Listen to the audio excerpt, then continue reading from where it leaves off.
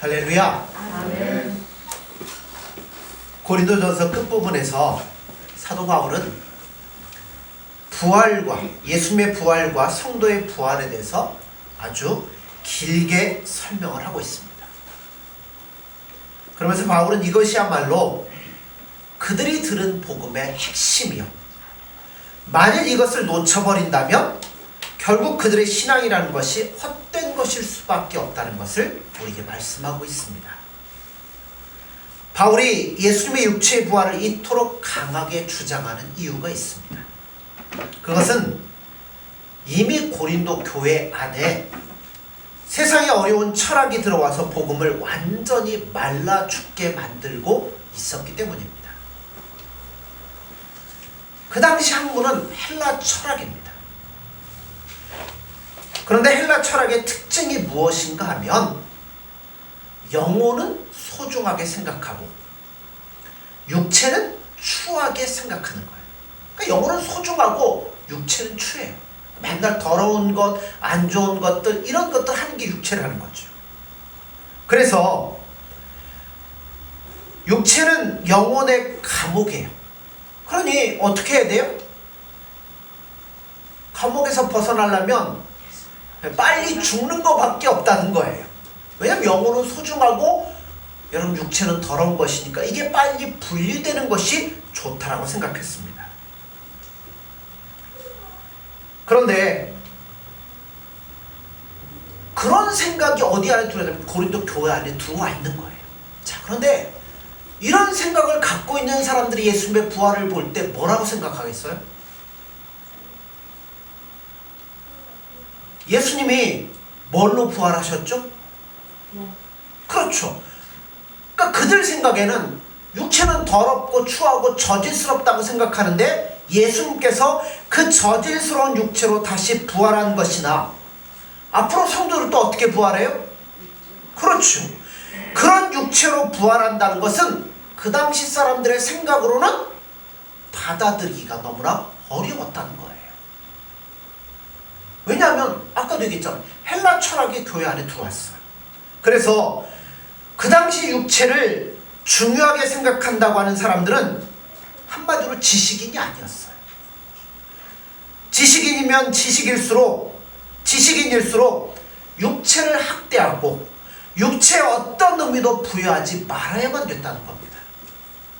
그런데 여러분, 복음이 무엇입니까? 복음은 하나님의 아들이 육체로 이 땅에 오셨고 그가 육체로 죽었다가 다시 육체로 부활하셨다는 겁니다.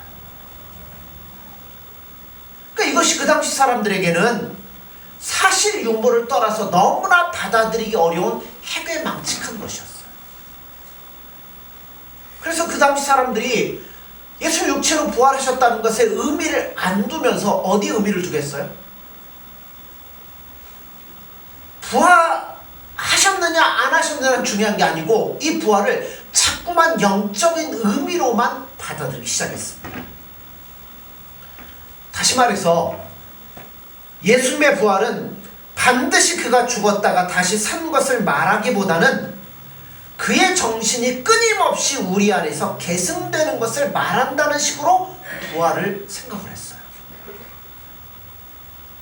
바울이 그걸 그냥 두겠습니까? 아니라는 거죠. 이런 헬라 철학가가 기독교를 완전히 죽일 수 있다는 것을 바울이 이야기를 하고 있습니다. 사실 지난 기독교가 이제 한국에 들어오고 한 200여 년이 넘는 기간 동안 세계적인 이런 것들을 바라보면 기독교의 지성화가 얼마나 기독교를 말라 죽이고 있는가 하는 것을 우리가 볼 수 있습니다. 사람들은요, 하나님의 말씀이 학문적으로 잘 표현될 수 있다라고 믿었어요. 그래서 성경을 철학의 창문을 통하여서 재해석해서 사람들에게 논리적으로 다가가려고 많은 노력을 기울였습니다. 그 결과 기독교는 너무나 철학적 용어를 써서 그런데요, 사변적으로 변해버렸습니다. 원래 얼마나 많은 목회자들이 외국으로 유학을 떠나고 있습니까? 참 많은 사람들이 떠나요. 우리나라 교회가 유학을 갔다 오고 학위가 있는 사람들을 더 높이 평가해 주기 때문에 이제는 너도 나도 안 갔다 오면 어느 교회 담임으로 갈 수가 없는 상황에 처했어요. 큰 교회면 큰 교회일수록 뭐예요? 외국에서 박사학위 받고 외국에서 어떤 목회를 하고 이런 사람을 우대를 해주고 그게 아니면 자격을 아예 안 되는 세대가 되었습니다. 그러니까 이렇게 되다 보니까 한때 엉터리도 나왔어요. 그냥 한국에서 외국 뭐 이렇게 협력 맺었다고 하고 몇 개월 다니면 뭐 박사 학위 주고 외국에 학위 주고 그건 돈 주고 사는 거랑 똑같죠. 그러나 바울은 이런 지성화가 기독교를 죽이고 있다라고 이야기를 하고 있습니다. 지식은 많아요. 아는 건 많아요. 근데 그 안에 뭐가 없어요? 생명이 없다는 거예요. 그런데 언제 부흥의 역사가 교회 안에 일어나는 걸 가만히 보면 여러분 다른 거 없더라고요. 성경을 단순하게 읽고 성경에 있는 그대로 증거되어질 때 교회 안에 역사가 있고 부흥이 있고 은혜가 있더라는 겁니다. 정말 예수님이 내 죄를 위하여 십자가에 못 박혀 죽었고 그가 죽은 지 3일 만에 무덤에서 부활하셨다는 것이 증거되어질 때 그 안에 참다운 역사가 있고 생명이 있는 거예요. 어려운 게 아니죠. 단순해요. 단순한 그대로 설명하고 성경을 있는 그대로 해석할 때 여러분 사람의 마음이 뜨거워지기 시작하는 겁니다. 요즘 사람들은 부활을 그렇게 문제 삼는 것 같지가 않은 것 같습니다. 뭐 예수님이 부활하셨느냐 아니냐 뭐 그렇게 중요하지 않다고 생각해요. 그런데 끔찍하게 싫어하는 것이 하나가 있어요. 뭘까요?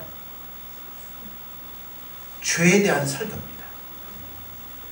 모든 사람들은 죄인이며 예수 그리스도의 피 없이는 구원을 받지 못한다고 하면 사람들의 낯빛이 달라져요. 그건 감옥에 있는 죄수들이나 아니면 범죄자들에게나 통하는 것이지 유학까지 갔다 온 지성인들에게 당신은 예수님의 피가 아니면 구원을 받지 못합니다. 당신은 죄인입니다. 라는 이야기하면 잘 받아들이지 않는다는 겁니다. 그러다 보니까 교회에서 뭐가 없어져요? 죄에 대한 설교가 없어집니다. 대신에 뭐가 나오겠어요? 죄에 대한 설교가 아니라 치유라는 단어가 등장을 하기 시작해요. 우리는 모두 과거의 상처로부터 치유가 필요하다는 겁니다. 회개가 아니라 치료받아야 더 풍성한 삶을 살아갈 수 있다고 지적하고 설교하면 거기에 눈물을 흘리면서 아멘하는 일들이 벌어지기 시작하는 겁니다. 여러분 기독교는 학문적인 진리 위에 서 있는 데가 아니에요. 기독교는 계시의 말씀 위에 서 있는 겁니다. 이거는 논리적으로 따져서 믿는 문제가 아니에요. 여러분 하나님이 천지만물 엿새 만에 창조하신 것 믿으십니까? 어떻게 믿으십니까? 논리적으로 설명을 해보세요. 그러니까 믿는 기독교 과학자들이 이거를 논리적으로 풀어보려고 근데 뭐 여러 가지 방법을 동원해요. 아니에요. 여러분 논리적으로 설득돼서 여러분 믿으셨습니까? 우리는 그렇게 믿지 않습니다. 그냥 믿어진 거예요. 예수님 우리 안에 믿어질 수 있는 은혜를 주시니까 믿어진 겁니다. 아주 지성적이고 똑똑한 사람이 기독교를 믿지 않는 이유가 뭐겠어요?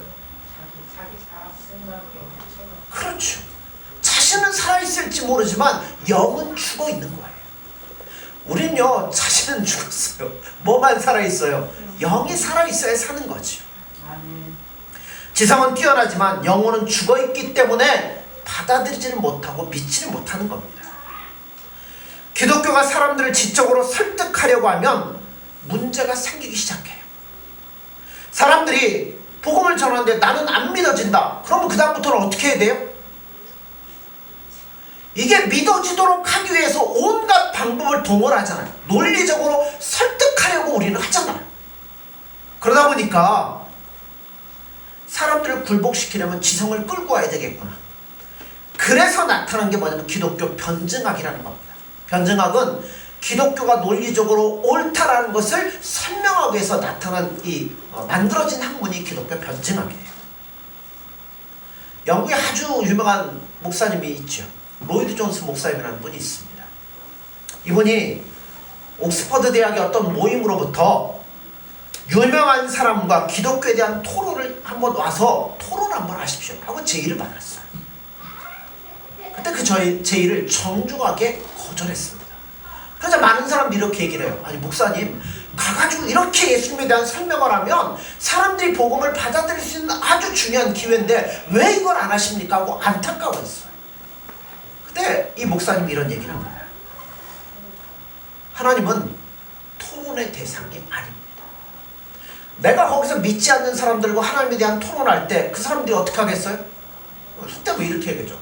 입에는 담배를 불고 다리는 꼬고 앉아가지고 하나님이 이런 분이다, 하나님은 이런 분이 아니다 라는 이야기를 할 텐데, 그렇게 얘기하는 것 자체가 하나님께 맞지 않다는 겁니다. 그리고 진리는 토론으로 받아들여질 만한 성질의 것이 아니고 선포되어야 한다고 믿기 때문에 나는 이 토론을 거절했습니다 라고 말했습니다. 전적으로 그의 말에 동감하지요. 계시는 학문적으로 검증되고 토론되어져서 이해가 되면 받아들이고 미심쩍으면 거부할 수 있을 만한 성질의 것이 아니라는 겁니다. 이건 마치 이것과 같아요. 계시는 어느 날 왕의 사자가 나와가지고 왕이 이런 얘기했습니다 쭉 선포하고 들어가는 거예요. 가끔 청와대에서 이제 어떤 중대 발표가 있으면 누가 나와서 얘기를 해요? 대변인이 하잖아요. 기자들에게 미리 다 얘기하잖아요. 언제 몇 월 며칠 몇 시에 중대한 발표하겠습니다. 그러면 카메라를 비롯해서 온갖 기자들이 청와대에 딱 앉아있어요. 그러면 대변인이 나와가지고 그 발표문을 쭉 읽고 그 다음에 질문에 대해서 더 이상 받지 않겠습니다 하고 뭐예요? 쓱 들어가면 돼요. 그걸 받아들인지 말든지 그거는 책임이 아니에요. 여러분, 계시의 성경 말씀도 마찬가지라는 겁니다. 하나님이 이거는 이거다 이렇게 선포하셨으니까 우린 그 말씀 앞에 반응할 뿐이라는 거죠. 당시 예수님의 부활에 대해서 많은 논의가 있었습니다. 그 당시 사람들이 주로 생각하고 토론했던 것이 무엇이냐면 이런 거예요. 예수님이 부활했느냐? 헬라 철학이 들어와 있으니까 이게 상당히 껄끄러운 문제죠. 그러니 예수님이 부활했느냐 안 했느냐가 중요한 것이 아니고 그것을 내가 어떻게 받아들이며 지금 현실에서 도움을 받을 수 있느냐가 더 중요하다라고 이들은 생각을 했습니다. 거기에 대해서 바울이 뭐라고 말합니까? 그리스도의 부활에 대해서 애써 철학적인 의미를 찾으려고 하지 말라는 거예요. 중요한 것은 이거예요. 그가 실제적으로 십자가에 못 박혀 죽으셨다가 다시 살아나셨다는 겁니다. 여기에 뭐 철학적인 의미가 필요 없어요. 진짜 우리의 죄를 대신하여 죽으셨고 우리의 죄를 위하여서 부활하셨다는 겁니다. 이게 사실이라는 거예요. 그러면서 예수님의 부활을 목격한 사람들을 열거하고 있잖아요. 제일 먼저 누가 봤어요? 게바. 즉 베드로가 먼저 보았고 그 다음에 12제자들이 보았고 그 다음에 500여 형제들이 일시에 보았다는 겁니다. 여러분, 부활은 추론이 아니에요. 여러분, 부활은 엄격한 목격자가 있는 사실이라는 것을 바울이 분명하게 설명을 하고 있습니다. 독일의 유명한 구약학자라고 하는 폴라드라는 구약학자가 있습니다. 신학자가 있습니다. 그는 구약 성경을 하나님에 대한 이스라엘 백성들의 신앙의 고백이라고 얘기를 했어요. 사실 성경을 보면 하나님에 대한 이스라엘 백성의 신앙의 고백이 많이 있기는 있어요. 그러나 중요한 것은 그가 그렇게 주장함으로 성경의 역사성을 부인을 하고 있다는 거예요. 성경의 역사는 중요하지 않다고 그는 이야기를 합니다. 중요한 것은 역사가 중요한 게 아니라 이스라엘 백성들의 신앙의 고백이 중요하다고 생각하는 거예요. 그러나 전혀 그렇지 않습니다. 여러분, 하나님의 계시가 없는데 어떻게 고백이 나올 수 있으며 이스라엘의 역사가 없으면 어떻게 하나님 우리를 구원하시는가 하는 그 과정을 우리에게 뭘로 보여주겠어요? 사실 오늘날 너무나도 많은 그리스도인들이 자기 나름대로의 기독교를 믿고 있습니다. 대부분이 그런 것 같아요. 이런 집회 갔더니 은혜가 있더라. 그 다음부터는 어디 가요? 계속 그런 집회 가겠죠. 또 나름대로 교회는 이러이러해야 옳다라고 생각하면 자기 생각하고 맞으면 좋은 교회고 자기 생각하고 안 맞으면 나쁜 교회가 되는 거예요. 여러분 그렇지 않습니다. 2차 대전 이후에 오늘은 철학적인 얘기를 좀 많이 하는데요. 실존주의 철학이라는 게 등장하기 시작해요. 실존주의는 역사를 중요하게 생각하지 않습니다. 중요한 것은 지금 나의 순간의 느낌이요 인식이라는 겁니다. 그런데 여러분 왜 이런 실존주의가 등장을 하냐면 실존주의가 등장하기 전에 여러분 세계 역사에 큰 중요한 사건이 벌어져요. 뭐냐면 1차, 2차 세계대전이 벌어졌어요. 미래에 대한 희망에 부풀어 있던 현대인의 가슴 속에 여러분 전쟁 벌어지면 어떻게 돼요? 이거는 절망밖에 없어요. 지금 러시아가 우크라이나에 쳐들어가가지고 우크라이나들 어떻게 돼요? 민간인들 막 수없이 죽어나가죠. 얼마나 끔찍해요. 모든 것들이 다 멈춰버리기 시작하는 겁니다. 그래서 이제는 미래에 대한 기대나 역사 같은 것은 중요하지 않고 이런 1차, 2차 세계대전쟁을 겪다 보니까 역사는 중요한 게 아니라 현재 지금 내가 살아가고 있는 이곳에서 내가 무엇을 느끼며 무엇을 중요하게 생각하느냐 거기에 초점을 맞추기 시작한다는 겁니다. 여러분 기독교는요 항상 이러한 어떤 철학이나 이런 세계적인 흐름이 교회 안에 들어와가지고 교회를 왜곡시키는 도전을 너무나 많이 받아요. 그러니까 바울이 얘기할 때도 헬라 철학이 공격을 했잖아요. 여러분 20세기 들어오면 실존주의 철학이 여러분 기독교를 공격하기 시작한다는 겁니다. 그러다 보니까 교회 안에도 대단히 실존적인 것이 들어오기 시작했어요. 예배에 있어서 어떤 삶에 있어서 신앙에 있어서 미래의 기대나 과거의 역사 같은 것은 중요하지 않고 지금 내가 여기 앉아 있으며 여기서 무엇을 생각하고 느끼는 것만을 중요하게 생각하는 일들이 들어오기 시작했다는 겁니다. 여기 바울은 실존주의는 안 겪었지만 오늘 성경에서 이렇게 말씀하고 있어요. 바울은 성경대로라는 표현을 2번이나 썼습니다. 성경대로라고 표현을 해요. 자, 여러분 만약 예수님이 성경대로 죽으셨다가 성경대로 부활하셨다면 성경의 다른 기록들은 다 뭐예요? 진리이고 옳다는 겁니다. 예수님의 부활이 그것을 증명해주고 있다는 거예요. 다시 말해서 여러분 성경 읽다 보면 레위기 뭘 드리고 뭐는 뭐고 참 까다로운 부분이기도 하죠. 그런데 레위기의 수많은 제사 제도에 대한 진리라든가 아니면 지옥과 천국에 대한 진리라든가 특히 예수님의 죽으심이 우리의 죄를 용서하시고 하나님과의 관계를 완전하게 회복시킨다든지 하는 모든 진리가 다 사실임이 판명되는 것이 예수님의 부활이라는 거예요. 그렇다면 더욱더 성경을 믿고 성경을 연구해야지 왜 이걸 철학적으로 증명하려고 하고 철학적으로 찾으려고 하느냐는 거예요. 있는 그대로 사실 그대로 받아들이셔야 된다는 겁니다. 이거를 바울이 자신을 들어 설명을 하는 거예요. 여러분 바울이 어떤 사람입니까? 대단히 자기 틀이 강했던 사람이에요.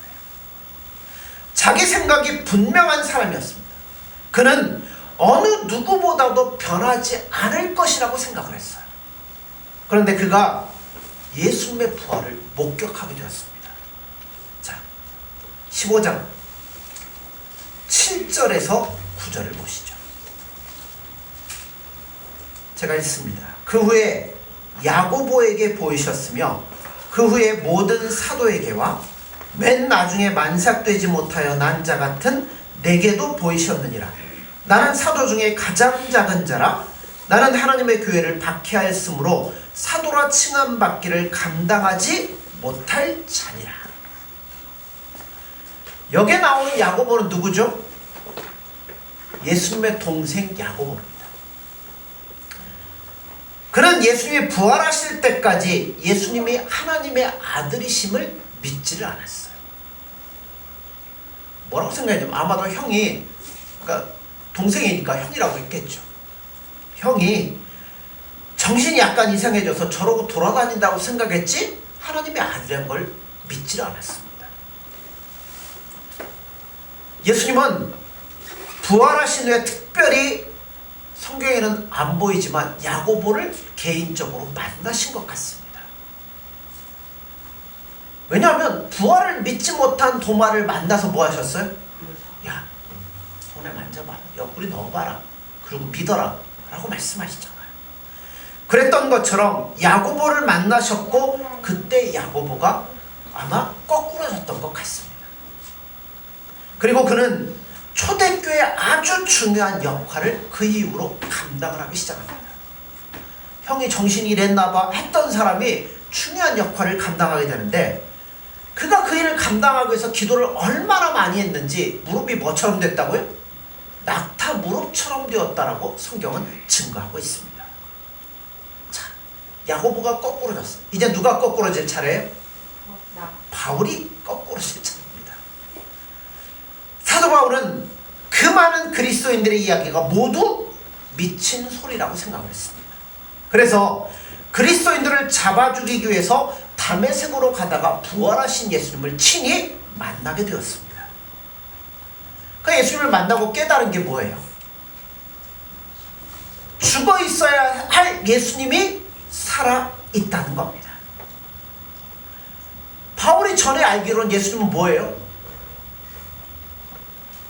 요셉하고 정혼하기 전에 여러분 예수님이 잉태됐잖아요. 동정녀 마리아에게. 그럼 바울의 입장에서는 뭐가 돼요? 바울이 볼 때는 사생아예요. 하나님을 모독한 그가 아니 십자가 못 박혀 죽었는데 분명히 뭐예요? 살아 계시다는 겁니다. 그리고 그 예수님 앞에서 바울은 이제 죽었습니다. 예수님을 만나러 바울은 자신이 갖고 있었던 모든 패러다임, 가치관, 생각이 생산이 부서지기 시작했어요. 지금까지 자기가 옳다라고 믿고 붙들고 왔던 것들이 다 뭐예요? 개똥 철학에 불과하다는 것을 그가 깨달았다는 겁니다. 그러니 이 세상에 있는 모든 철학이나 그 유명한 논리가 모두 다 미친 수작에 불과하다는 것을 바울이 알게 되었다는 겁니다. 세상에서 유일한 진리가 있다면 바로 그것은 예수님이 죽으셨고 부활하셔서 살아 계시다는 겁니다. 여러분 학교 다닐 때 뭐 이런 얘기 들어보셨죠? 데카르트가 뭐라고 그러죠? 나는 생각한다, 고로 나는 존재한다. 나를 부정하고 다 부정했더니 맨 마지막에 뭐가 남아요? 내가 이건 아니다 부정하다 보니까 생각만 딱 남아요. 그래서 나는 존재한다 라고 얘기를 합니다. 바울이 들었다면 뭐라고 그랬을까요? 야, 개똥철학 치워라. 분명히 그 얘기를 했을 거예요. 바울은 얼마나 자의식이 강한 사람이었습니까? 그는 자기가 한번 옳다고 생각하면 끝까지 밀어붙이는 사람이 바울이었어요. 그러나 부활하신 예수님 앞에서 그는 한 미친 사람에 불과했습니다. 그래서 그는 자신을 뭐라고 표현했어요? 오늘 본문에서 만삭되지 못하여 태어난 자라고 얘기를 했어요. 그러니까 한마디로 얘기하면 인간이 덜 되어도 한참 덜 되었다는 겁니다. 내가 갖고 있던 모든 것들 다 엉터리라는 겁니다.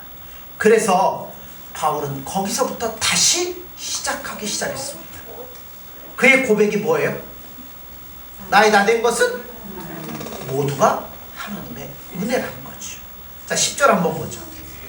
그러나 내가 나 된 것은 하나님의 은혜로 된 것이니 내게 주신 그의 은혜가 헛되지 아니하여 내가 모든 사도보다 더 많이 수고하였으나 내가 한 것이 아니요 오직 나와 함께 하신 하나님의 은혜로다. 나 된 것도 하나님의 은혜지만 내가 모든 사도보다 열심히 수고한 이 모든 것도 다 하나님의 은혜다라고 말하는 겁니다. 예수를 만나고 나서 바울의 자아는 다 죽어버렸습니다. 오늘 우리는 여전히 관념론자들이며 실존주의자들입니다. 쉽게 말하면 영적인 자폐와 같은 것이 오늘 우리들입니다. 이 세상이 아무리 뛰어난 이론도 여러분 죽음 이후에는 증명할 수가 없어요. 모두가 좋다고 얘기하지만 죄송합니다. 개똥 철학에 불과한 거예요. 그러나 예수님은 죽음 저편에서 살아서 우리에게로 오셨습니다. 우리가 죽음 넘어 인간의 영원한 운명을 해결할 수 있는 유일한 길은 죽음으로부터 부활하신 예수님을 믿고 그의 말씀 앞에 순종하며 그의 뜻대로 사는 것밖에 없다는 거예요. 야고보도 그 전까지만 해도 자기 영을 믿지 않았지만 부활하신 주님을 보고서는 자기 모든 고집을 다 버리고 예수님 앞에 나아갔어요. 예수님의 죽으심은 이 부활은 죽음이 끝이 아니라는 걸 보여주는 겁니다. 아멘. 여러분, 죽음이 끝이라면 무슨 짓을 못하겠습니까? 그냥 죽으면 돼버리잖아요. 그러나 모든 중요한 것이 죽음 뒤에 다 있습니다. 이제는 여러분 자신의 껍질에서 벗어나오셔야 돼요. 내 안에 있는 개똥 철학 다 내려놓으셔야 돼요. 여러분, 예수님만이 참 진리고 올바른 겁니다. 그러므로 예수님으로부터 다시 시작을 하셔야 된다는 거예요. 이제는 영원히 남을 여러분 인생을 위해 살아야 될 거 아닙니까? 세상의 것들이요 다 뭐라 그래요? 안개와 같고 이슬과 같다고 그러잖아요. 해 뜨고 그러면 다 사라져 버릴 거예요. 그러나 우리에게는 죽음 이후에 영원한 세계가 남아 있습니다. 그러므로 이제는 영원히 남을 그 인생을 여러분 목격하고 바라보시며 살아가셔야 돼요. 이제는 이해되지 않는 것도 성경에 있으면 뭐 하시면 돼요? 믿으셔야 된다는 거예요. 이제는 죽음을 통과해서도 영원히 남을 것, 바로 예수님을 바라보시며 살아갈 수 있는 저와 여러분들 되어지기를 소원합니다. 이게 죽음에서 부활하신 예수님의 부활을 목격하고 여러분 바라보는 우리 신앙의 자세라고 생각이 됩니다.